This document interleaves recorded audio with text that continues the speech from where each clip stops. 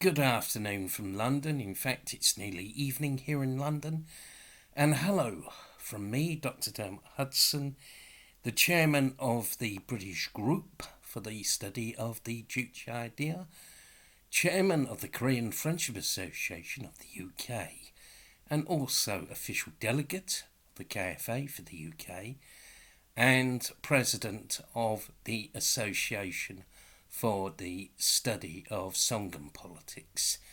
Now, today I'm actually going to try and deal with something that's a bit trendy, because apparently this channel got attacked by MK News, said we weren't trendy enough.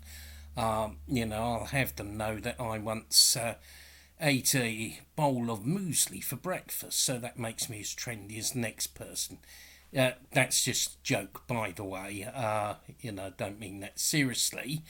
Except, yes, I do dislike MK News a lot.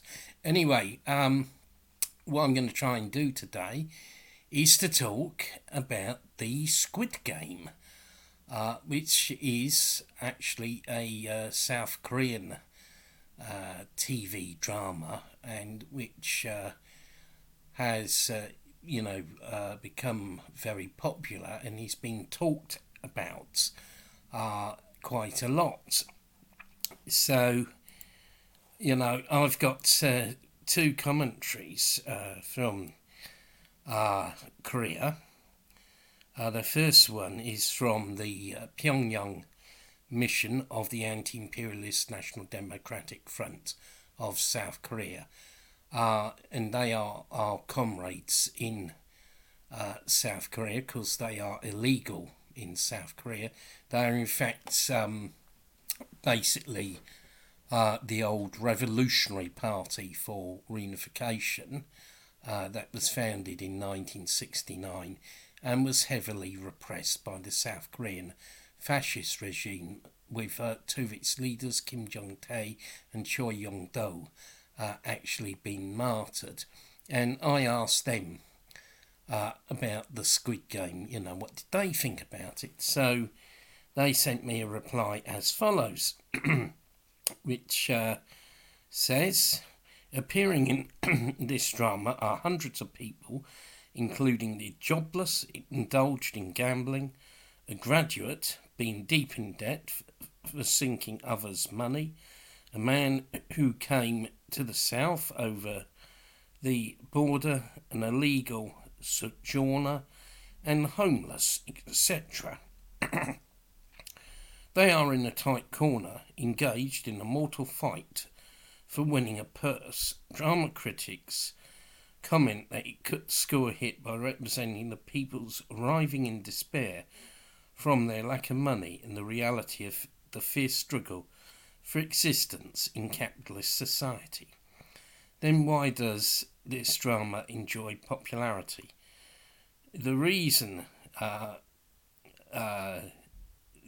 that's the reason why this makes a public disclosure of reality of South Korean capitalist society, where the stronger prey upon the weaker, with an image of a hard struggle for existence. This clearly shows that hundreds of poverty-stricken people fight for a prize at risk of their lives. It makes the audience keenly feel sorry for the reality of South Korea, in which a human being is compelled to fight a battle of life and death, and humanity is gradually eaten away. Especially this shows a millionaire, an organiser of such a cruel game, seeks pleasure in watching hundreds of people fight desperately against each other according to the rules that spell death for the loser. It causes a lot of public indignation at the society where violence and tyranny of a power holder are rampant, and the rich treat the have-nots as a plaything. The winners have to recognise among themselves, standing on heaps of corpses of losers in discriminatory society of South Korea, with a high dropout rate in cutthroat competition. We lament over our cursed lives in which money rules the world. It is a horror of hell sweeping all over the world. The audience expresses these thoughts after watching this drama. And the DPRK Korean language website, Arirang Miri, which I think means Echo of Arirang, carried a commentary of which, we got an approximate translation of, done through Google, which says, recently the TV drama Squid Game was aired, and it is said that the TV drama Squid Game, which exposes the reality of South Korean society, where corruption has been on the rise and scoundrels are commonplace, is gaining popularity among viewers.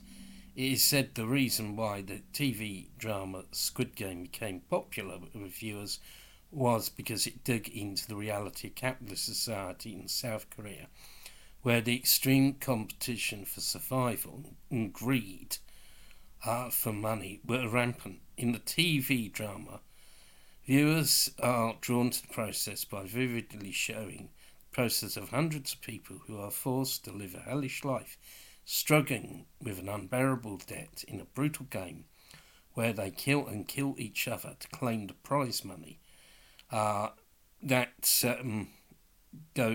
Goes to just one winner. It is said it makes people realise the sad reality of the beastly South Korean society, in which human beings are driven into extreme competition and their humanity is wiped out. In particular, a society where the tyranny and arbitrariness of those in power are rife with tyranny and arbitrariness through the image of a rich man who is a game organiser who takes pleasure in a game of horrendous slaughter after making a game rule that says, if you are not first, you must die.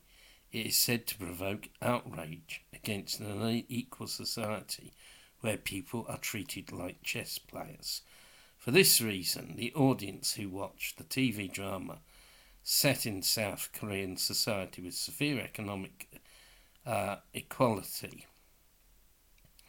It is the current South Korean society where the number of losers in fierce competition such as employment, real estate and stocks increases dramatically. It is said that he is expressing his feelings that the reality of living in the world where people are judged by money is a curse and a hellish fear. South Korean film critics say that Squid Game shows the modern competitive society most symbolically. And, that's the end of the quote commentary.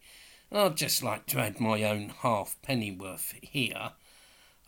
The Squid Game and the earlier South Korean film Parasite are useful because they show the reality of capitalism and also of South Korean society. Of course, they only penetrate the surface. In fact, the concept of winners and losers in the Squid Game actually masks the reality of class and exploitation.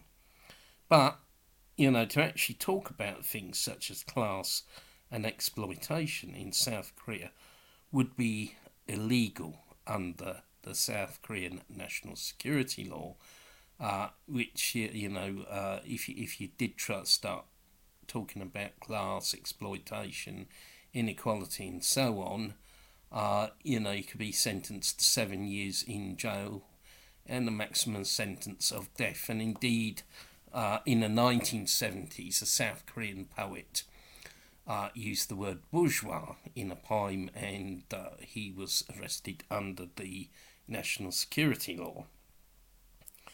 The Squid Game, I think, dents the false image of South Korea that has been created over the years. South Korea is portrayed in the mainstream media as being prosperous, some kind of liberal human rights paradise where everyone is equal. However, the reality is that it is one of the most exploitative societies on the whole earth. You've got long working hours in South Korea, poor labour safety, very high rates of exploitation. It is one of the most unequal societies in the world. The gap between the rich and the poor is enormous. It makes the inequalities in countries like Britain and the US look minor. Over the years, there's been an immense propaganda campaign, not simply just against the DPRK, but a propaganda campaign aimed at beautifying and prettifying South Korea and hiding its real nature. And this goes back a long way, probably to the 1980s and even a bit before the 1980s. One turning point was the so-called Olympics in South Korea, in Seoul, the puppet capital. And the South Korean puppets bribed the International Olympic Committee to hold the Olympics in South Korea.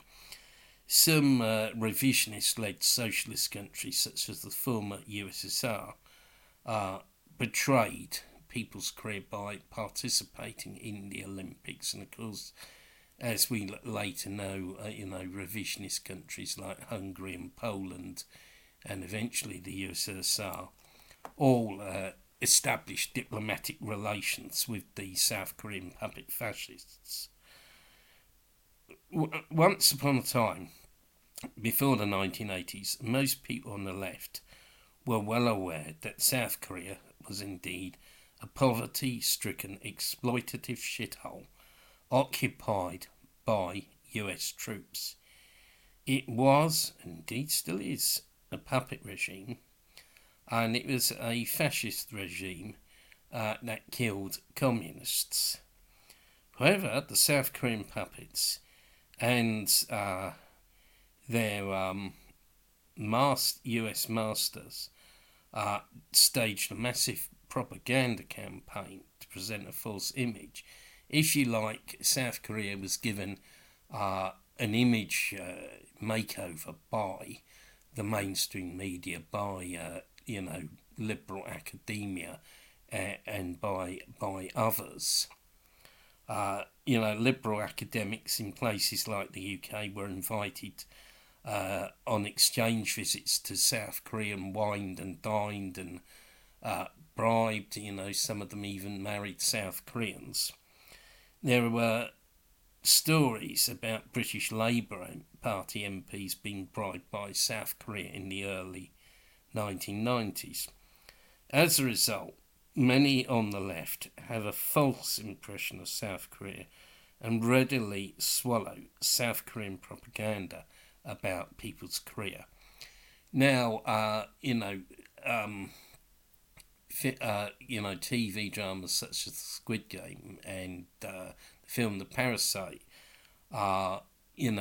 give a slight hope that this can change, and more people will wake up to the reality of South Korea. And let's look forward to a reunified Korea under Marshal Kim Jong-un and the Juche dear. Korea is one. Johnson Haneda. So thank you for listening to that video. If you're not already a subscriber to the channel, Sungun 007, please consider subscribing, and to our affiliated channel, KFA UK. Also, check out our events on Facebook and Twitter. We've got an online study course on the Juche dear on October 30th, and we're hoping to have a meeting in December, a real live meeting. Please support our activities, and another way of supporting us is by checking out the publications we have, which are on lulu.com, A link will be in the description. I say thank you again for listening. Thank you for those people who have newly subscribed to the channel, and have a great day. Goodbye.